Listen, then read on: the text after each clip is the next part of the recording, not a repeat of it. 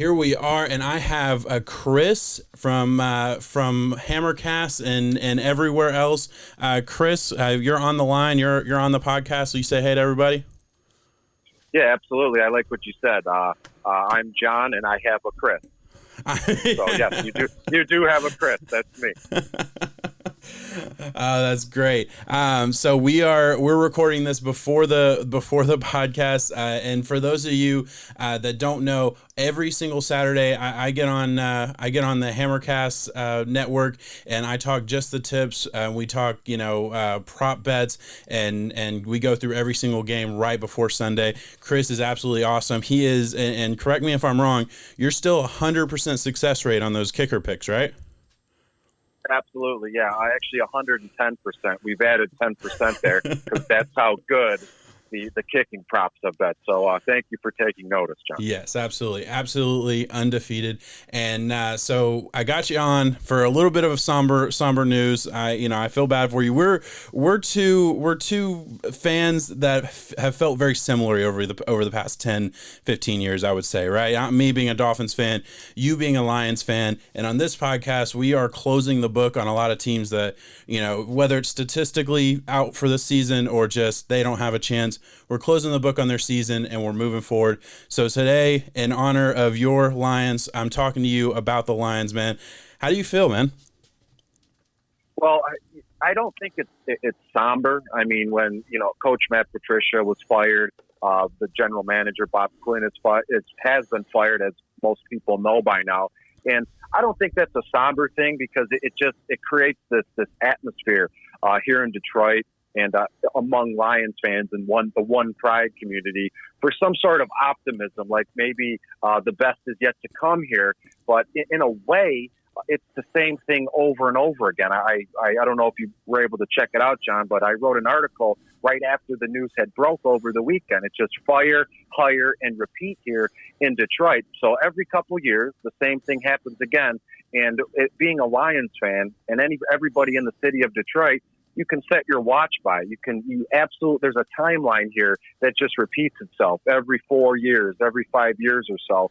And to be on the horn with you, a Miami Dolphins fan, at least, Miami is trending in the right direction. Every time I'm in a conversation with somebody in a different state or a different country or of another fan base, I just keep getting passed up by all the other organizations, right? Mm-hmm. Lions have been down low here for how many years, and every other organization in the NFL has seemingly got it together and put a good team out there, and won a division title, made the playoffs, played in an AFC or NFC championship long before the Lions have. So it's just the same circle here, the circle of loss here in Detroit. No, and that's a really, really great way to put it. I did want to say, because you mentioned it, and I have literally just one note, because we kind of know what we're going to talk about here, and you're just easy to talk to, so I didn't need many notes for this interview. I had one note, and it said, plug that thing, the Lions article that you wrote, because you wrote that the news broke on Saturday. You wrote it in probably like an hour after the news broke, and you shared it. And yeah. I don't know where I want you to tell them where they can go see it. But I'm going to say first, just so heartfelt, so meaningful. Not a long read, such an easy read. You're a very good writer in your own right, but just so well done. And I was so impressed by the article. I felt it. Being in a good spot as a Dolphins fan right now, I'm excited for the future. But I know that feeling much more than I know the excitement for the future feeling that I'm feeling right now. So I 100% understand. And you're absolutely right. Again, it's a cyclical thing, and for a lot of the bad teams in the NFL, it seems to be that way. I think of the Browns, I think of Cincinnati, and the Lions. Like you're not wrong by saying that. But again, plug that articles. I want anybody listening to go check that out if they can. Sure. Thank you so much for the opportunity. It's called Hire, Fire, and Repeat, written by me. You can find it at dfscheatsheet.com or right on my Twitter at DetroitBC. And when it comes to the line, there's certain things that I'd like to think that everybody on earth, we all have a certain set of skills or we're very passionate about, several things that are important to us or things that invoke passion or, they invoke a reaction out of people, whether it is your loved ones, a spouse, animals, eating, football, sports, whatever it is. Everybody is passionate about something. And I'm absolutely 100% passionate about football, fantasy football, helping and supporting others, and most importantly, the Detroit Lions here. So, when the news came out that they had finally fired the head coach and the GM here, I needed an outlet. I needed to get it out somehow, because in the past, I'll be honest, a lot of people do, they have all these crazy thoughts and ideas in their head, and they just kind of stuff it down, and they're not able to get it out for anybody to read or anybody to see. Normally, like a daughter-mother combo, they can call each other and vent, right? And for me, as an only child, I have no outlet. I have no way to vent, let's say. So I like to put my words down and my thoughts down on paper, type it out. So that article literally hit me I've had the thought and the idea in my head since they hired Patricia, and it was just so pent up inside of me that it was really easy to get it out, translate my words and my thoughts onto an article in paper here. So once you start typing or using a notebook, as I often do, it just happens so fast. It literally took me 30 minutes to write the thing, not stopping, just type.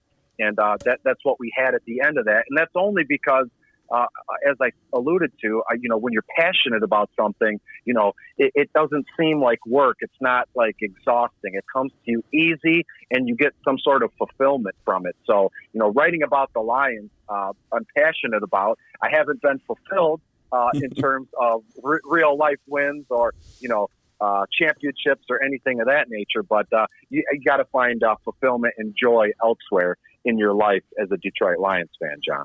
Yeah, no, I love it. You said that really, really well, and I do want you. It really does come through in the writing, so I love that.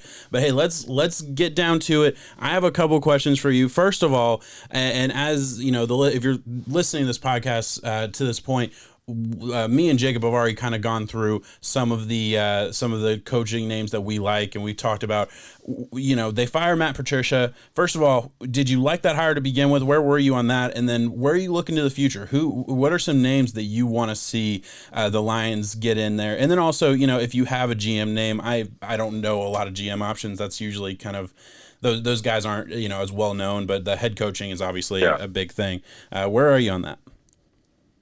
Well, in terms of the hiring of Matt Patricia, it was kind of shocking because, as most people know, Jim Caldwell was our head coach for several seasons, and he was on the right path.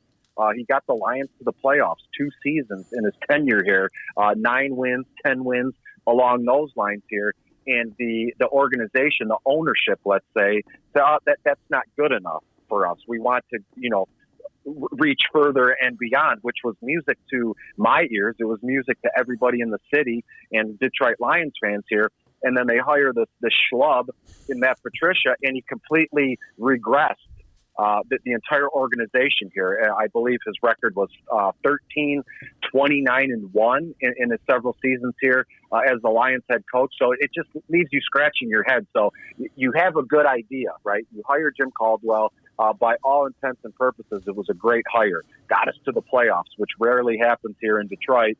And then you just ask them for no apparent reason for, the grass is always greener kind of ideal here. And Matt Patricia did absolutely nothing. So again, the MO here is Lions fans and the Lions organization. We're right back where we started here with looking for another head coach. And, if you look at, as I have, right, it was between, let's say, we're going back a couple of years here, but it was between, let's say, Mike Vrabel, and Patricia. And if you look at what Vrabel's doing, he got Tennessee to an AFC championship team. He has the Tennessee Titans playing at a very high level. They are a playoff team season after season now in Vrabel's tutelage, let's say, right? Oh, yeah. So, we could have had him, but it's just always all these blunders, always making the wrong decisions here in Detroit, and just a personal opinion of mine here, John.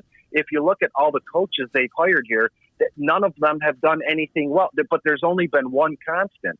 It's been the ownership here. So you have to start thinking about a change in ownership. But the Fords, who own the Lions, are an institution here in Detroit. They call it the Motor City for good reason. The Fords have built the city of Detroit here. So to say that any of the Fords are going to relinquish ownership of the Lions is just it's silly to say that. It's never going to happen. But again, I'm sorry to keep going back to this. It's just the same thing over and over again. You have to, how can I put this? Like in a laboratory, a scientist, they test things over and over again, with one set of variables, a different hypothesis with different variables. The same constant here with the Lions is the ownership. So I firmly believe it doesn't matter who you hire at coach, as long as you have this inept ownership here. And I hate to talk that way, given the fact that it looks like the Lions are once again on the verge of something big here again, where, it's, how can I put this? Everything is there for the taking for the Lions to hire a new GM or to hire a head coaching here. So do I think that Sheila, she's the new owner here, yeah. Martha, her mother, she stepped down, gave her the own. Yeah, she stepped down. Yeah. And so we have to look at several of the head coaches here. And in terms of the GM here, I'm with you. I mean, I know names and guys, reporters, current GMs, past GMs, things of that nature, but nobody sticks out to me.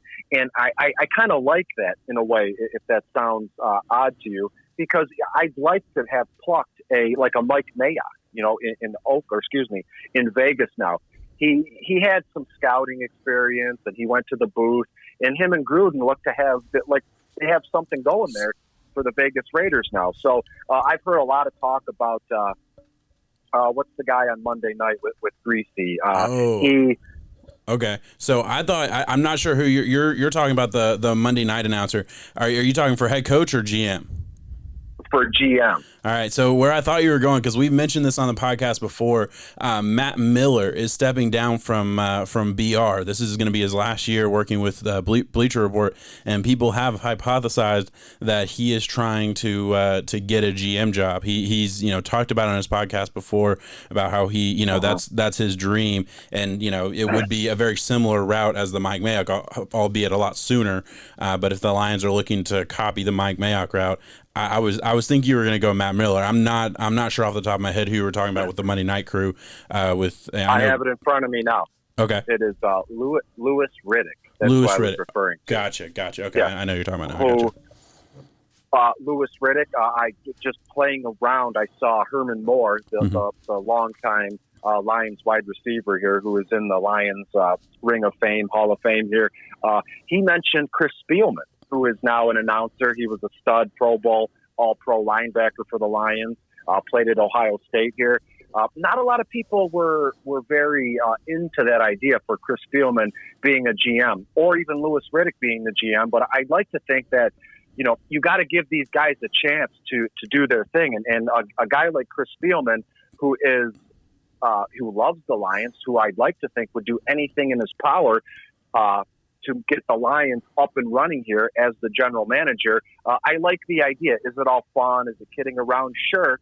But before you know it, let's fast forward a month from now. Who knows? It could have picked up some major steam here, right, John? So if you look at it, let's transition to head coaches here real quick, if I may. The first one that everybody's talking about is, I'm sure you've mentioned it too, is the Kansas City Chiefs offensive coordinator. Eric Bieniemy. And if the goal within the Lions ownership is to maximize offensive talent here and try one last rebuild around Matt Stafford, then Eric Bieniemy would be at the top of the list. I mean, he's taken a Kansas City team, albeit with Andy Reid at his side. He's transformed that Kansas City offense to new heights. And now look, obviously you have Patrick Mahomes, who is absolutely a stud, generational talent, as they say. But if you want to challenge yourself, as I'm sure a lot of these offensive coordinators or defensive coordinators want to do, the Detroit Lions job would be perfect for Eric B. here to challenge himself. As I've said, Brian Daboll, the offensive coordinator for the Buffalo Bills, has been on my radar. And if you want to look back to the 2018 draft, when Josh Allen was drafted here, they grabbed Josh Allen to work with Brian DeBoer here, if I'm not mistaken. And now the Buffalo Bills look to be a powerhouse in the in the AFC East for quite some time here. Well, he's good at timing and rhythm passing for, quarterbacks here. So I think he could do wonders here with Matthew Stafford. And look, Matthew Stafford is on the wrong side of 30 here, but that's okay for quarterbacks. I know your next question here is going to be, I hate to get off on a tangent here. Now, I know your next question is going to be, do they get rid of Matthew Stafford? Do they trade Matthew Stafford? I think it's all dependent on who they hire in as their head coach here. Arthur Smith, the offensive coordinator at Tennessee, is another guy you have to think about. Ryan Tannehill, drafted to Miami, by all means looked like a bum, looked like a bust. He's been rejuvenated in Tennessee. Is it because of Arthur Smith? Is it because of Mike Vrabel? We don't know, but we have to consider some of these guys. And the last head coaching guy I want to touch on here is, by all means, my favorite one. It's Robert Salehi, the defensive coordinator for the San Francisco 49ers here. Now, in the last week or so, Dave, since Matt Patricia has been fired, Robert Salehi has picked up major steam from even his own players. It's unprecedented that Richard Sherman, his stud cornerback, is tweeting out that Robert Salehi should leave their organization and be hired for another organization at the head coaching position. That to be fair with you, John, that just goes to show you how highly regarded a guy like Robert Salehi is by his own teammates here. So, perhaps injecting some defensive wisdom into the Detroit Lions would do them well. And in terms of where I would like the organization to be, I would love the Detroit Lions organization to be an absolute powerhouse on defense. Kind of like the, let's say, the Legion of Boom in Seattle, or how can I put it? What Baltimore has going on with their young linebackers and their shutdown corner in Marlon Humphrey. I would prefer a knockdown, drag-out defense over the offensive side of the ball any day of the week. So if you're asking me, I've talked for about 20 minutes now uninterrupted, John. I'm sorry for that. It's Robert Salehi, and it's not close for me. I gotcha. No, I love it. Look, Chris has this way, and I'm just speaking to the listeners here. Chris has this way of kind of going through every single thought very thoroughly. And I knew before I got on here that, hey, I was just going to let you run because you're so good at kind of putting a bow on it. I knew you were gonna get there. I loved everything you said. You mentioned two guys that we talked about heavily on this podcast, and Eric Bieniemy and Salehi. So I'll kind of leave that alone because they've heard my thoughts on that. I loved what you said about Brian Daboll as a guy who, he was able to kind of take this young Josh Allen and mold him. But really, my favorite part about Daboll are the stories you hear about him switching up his routine, switching things up mid-season. I think that's a huge indicator that you have a successful head coach, somebody who's able to pivot from their norm, make changes during the season, and it's somebody who doesn't wait till the second half to make adjustments. Characteristics like that always seem to hold true to head coaches. So Daboll, I do think belongs as a head coach. And then and then you mentioned the Titans OC, who I'll be honest, I haven't heard a lot of buzz about him, but I don't understand why. I mean, he's taken Ryan Tannehill to new heights. We've never seen that before. He's really taken a meat potatoes offense that doesn't work for a lot of teams, and it really, really works for the Dolphins, for the Titans. So I love that as well. We got to get to this though, because I want to know. I have two main questions here, but real quick on Matt Stafford. There are rumors. There is scuttlebutt. I'll call it scuttlebutt that they need to move on from Matt Stafford. I'm going to give my thoughts just real quick, and I'll let you run with it. I think Matt Stafford is one of the most underrated quarterbacks in the NFL, and he has been for a long time. I get it. He really, he's not elite. Like, he's never going to be in that conversation for like one of the top 5 quarterbacks, but he is right on that edge, and he is one of the best really good quarterbacks in the NFL, and he has been for a long time. I feel like he's been hamstrung by, you mentioned it, and I've actually talked about it. I'm blanking on her name, but when the Lions owner stepped down and gave it to the daughter, I actually did a segment here where I called it Camacho's Corner, and I talked about how this could be great for the Lions, that management has been going the wrong way for a long time, and she needed to step down. So I loved what you said. I mirror your opinion on that. So just to get back to what I was saying with Stafford, I think Stafford's a great quarterback. I personally don't think you should move on from him. But let's say they hire your number 1 pick. They go to San Francisco. They grab their D coordinator. They make him a head coach. What do they do with Stafford? Well, that's a great question, and I was lying in wait because I have one other head coaching hire I think would be great for Stafford. For Stafford's his time here in Detroit. It's Joe Brady, Carolina Panthers offensive coordinator. Let me refresh your memory real quick. He came, hot in head coaching circles after he helped LSU and Joe Burrow win the national championship game a season or two ago. And if you look at what he's done in Carolina, he's crafted an offense led by Teddy Bridgewater. PJ Walker last week when he came in a pinch did okay here.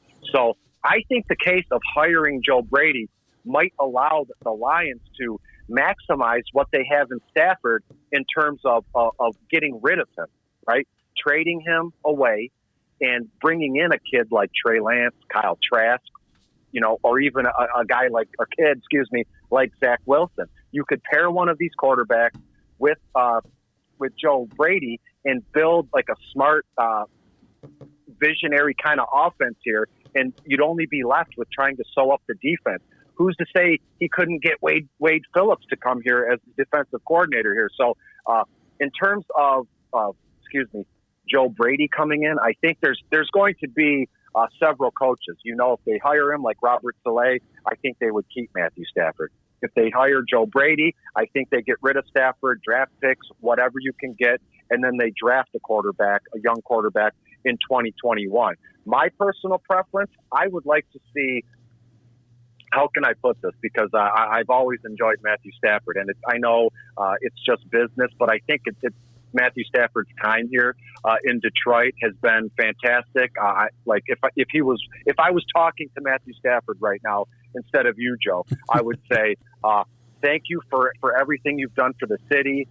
You're what you've given to the organization, what you and your wife have given to the community is top notch, and you will always be remembered as one of, if not the greatest quarterback to ever play in Detroit. Yet you've won no playoff games. I believe off the top of my head, you're 5-32 against teams that are over 500, something along those lines. I think it would be best for the Lions and Matthew Stafford if he were to move on elsewhere, try his hand at another organization. Maybe he could sniff the playoffs elsewhere. Maybe he could win a playoff game.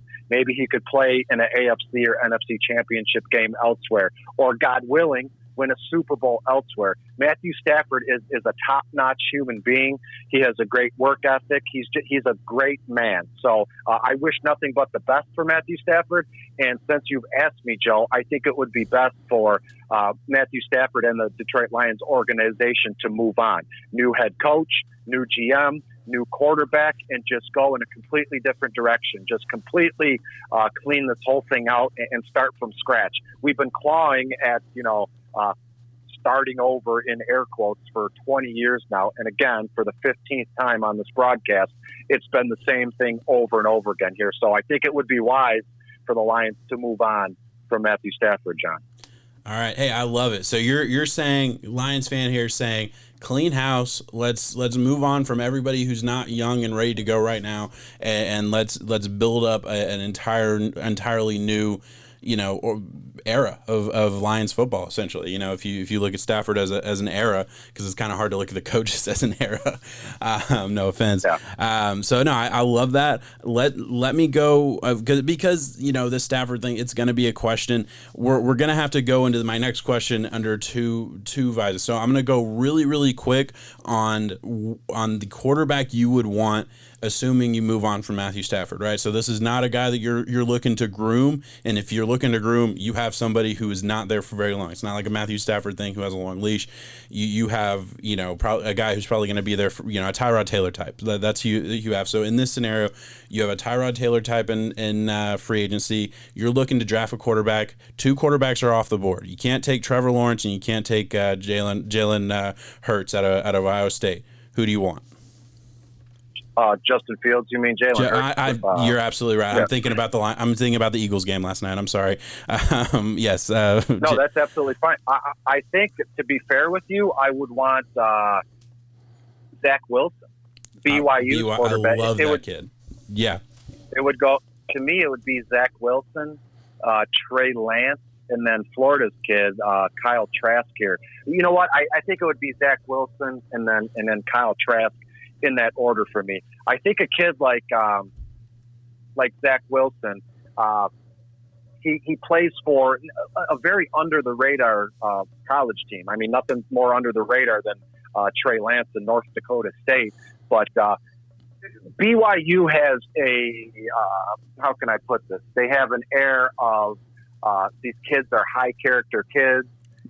They're hard work ethic. They're coached well. They listen to criticism well. They're not like all over the place. Like, let's say a kid like Kyle Trask who's in Florida, right? It is like like a top 10 college sports town or college sports city here. So I think I'm going to side with, as I said, Zach Wilson, BYU's quarterback.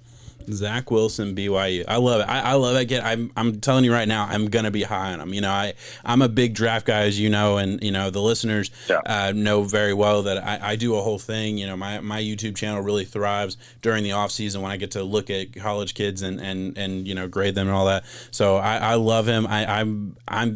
I would not be surprised if he's my number 2 quarterback. Nobody's going to get ahead of Lawrence. Obviously, that's the number 1 pick, no matter who it is.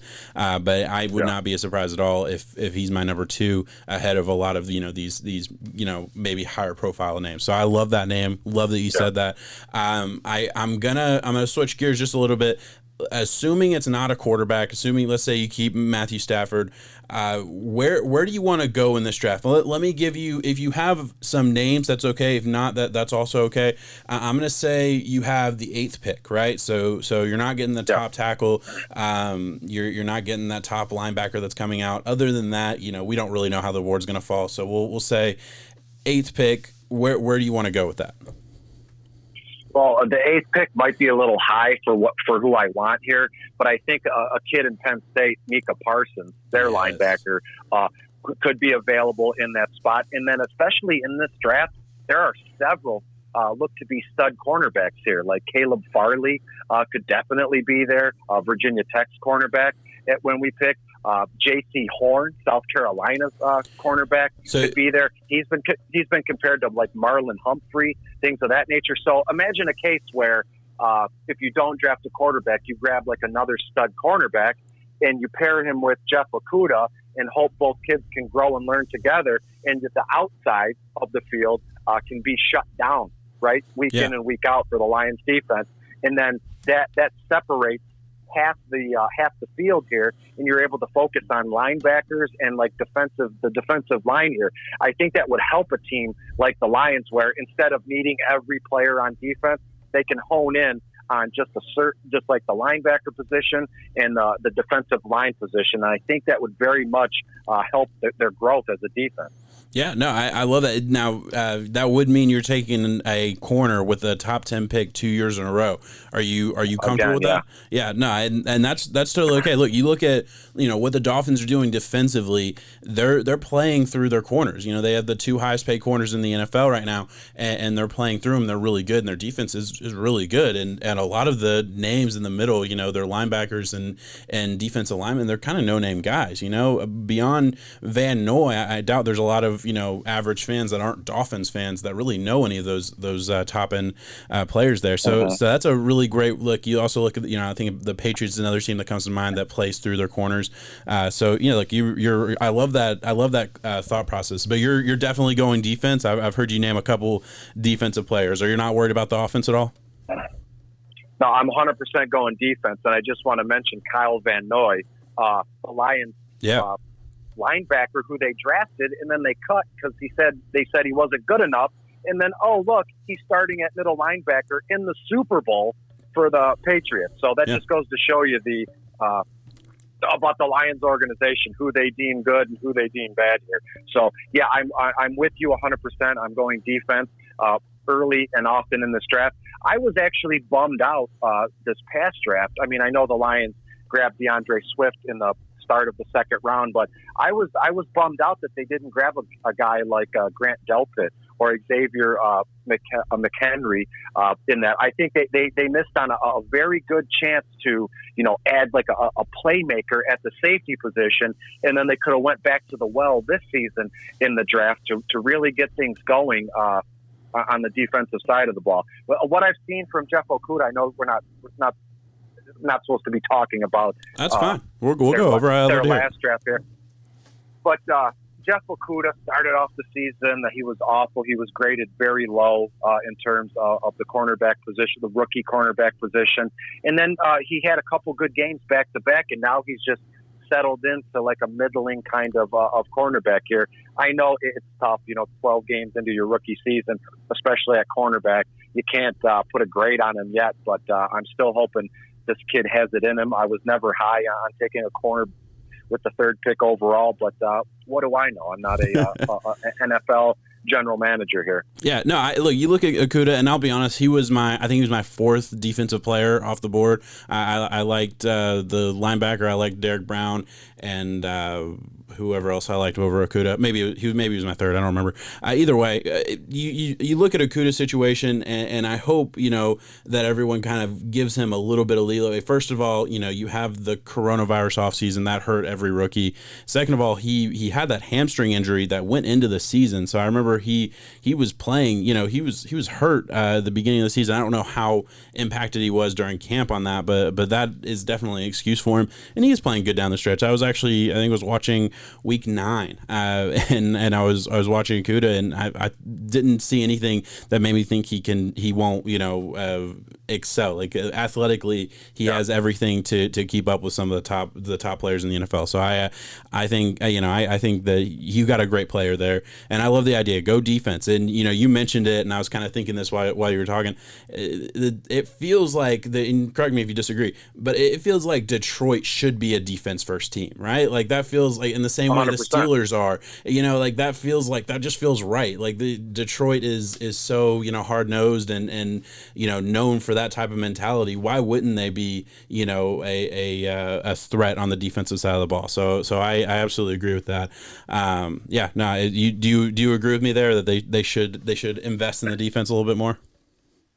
Absolutely, and I'm so sick and tired of being envious of other teams like the Colts, the Colts defense, or even like the offensive line, or in Atlanta they drafted one heck of an offensive line here. I'm just tired of being envious of other teams and the way they're able to build their organization, and they're like Baltimore, who they have on the defensive side of the ball right now.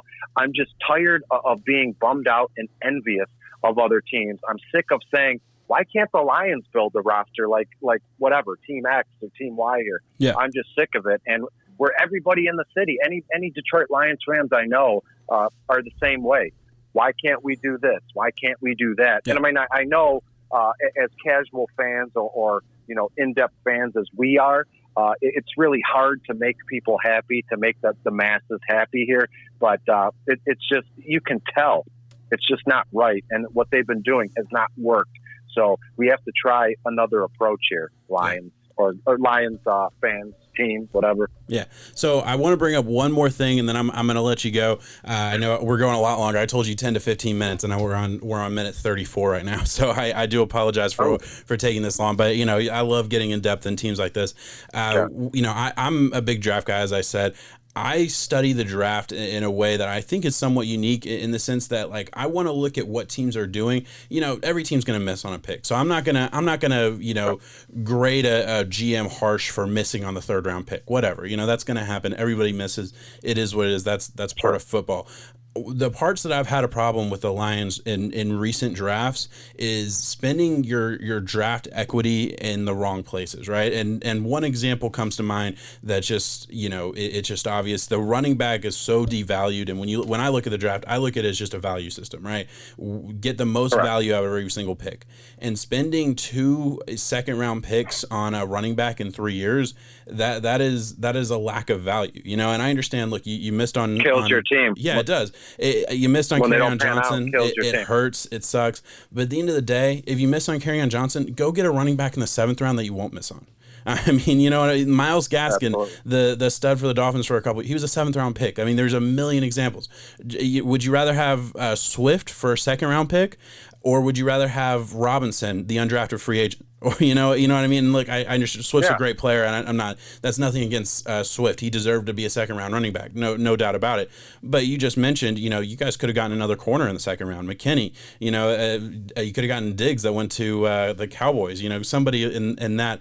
It's just maximizing value, and that was something that was severely missed over the past couple of years. And regardless of hitting or missing on draft picks, it's going to happen. It is what it is. But I want to see the Lions step up in that regard, and that I think is the most important 100%. Part of the draft, 100%. And aside from running back, look at all the linebackers they've drafted, and none of them have panned out. They've all been bums, and it makes no sense. And when you spend draft capital, as you put it, at the same positions, draft after draft after draft, and none of them are hitting, it's just you're at a wasteland. It's like being in quicksand. You sink down far enough, and then you get yourself up to your waist, and then just to sink down again. So they're just spinning their wheels. They've been in neutral for 10, 20 seasons here. So something needs to change in terms of their drafting. When they drafted a wide receiver and with a top 5 pick, like 17 drafts in a row, like it just doesn't make sense the way they've drafted, and just need a complete and absolutely 100% no doubt change from top to bottom here with this organization. Awesome, man. No, I absolutely agree. Is there anything, because we're going long. I'm going to be honest. This is what I'm going to probably have to do. I'm probably going to have to cut this conversation for the podcast, but I'm gonna post this entire conversation as its own podcast and its own video on YouTube. Okay. So people will get the gist of what we're talking about in the pod, and then they can also go get in depth. And so we can go as long as you want. I got no constraints. But is there anywhere else you want to go with the Lions? Any other side of that conversation for you? No, I'm good. I feel great with Awesome. What I've mentioned so far. Awesome. I feel fulfilled. So let's say that. I'm glad. All right. So this is what we're going to have to do. And I'm going to get you to commit to this now so you can't back out later. During the off season, at some point, I'm going to contact you and say, hey, we're talking Lions this week. I'm going to need you to come on, and we're going to have to go, your biggest wants, your biggest needs, everything you want from the free agency standpoint. And then you're going to have to tell me, the top, we talked first round a little bit. You're going to have to give me in depth, top 3 or 4 rounds. So I'm telling you right now, you're going to have homework. I'm going to bring you on again. Is that okay? 100%. You can count on me having several pages of notes and being well informed and well advised. I know I can. You always do. All right, man. Hey, first of all, guys, if you haven't already, check us out every single Saturday for the Just the Tips episode. If you're not available on Saturday afternoon to watch the live stream, you can always listen to the podcast and get some great nuggets. Don't listen to me. If you listen to me this week, you lost money, because I got absolutely owned this week in pretty much every bet that I made. But Chris, like we said, 110% success rate on his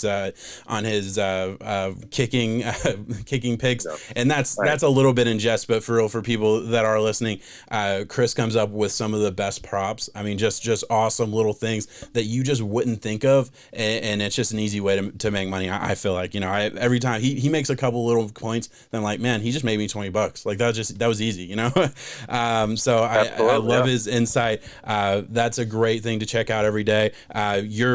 Chris, I'll let you plug your Twitter and everything else. Where can they check you out?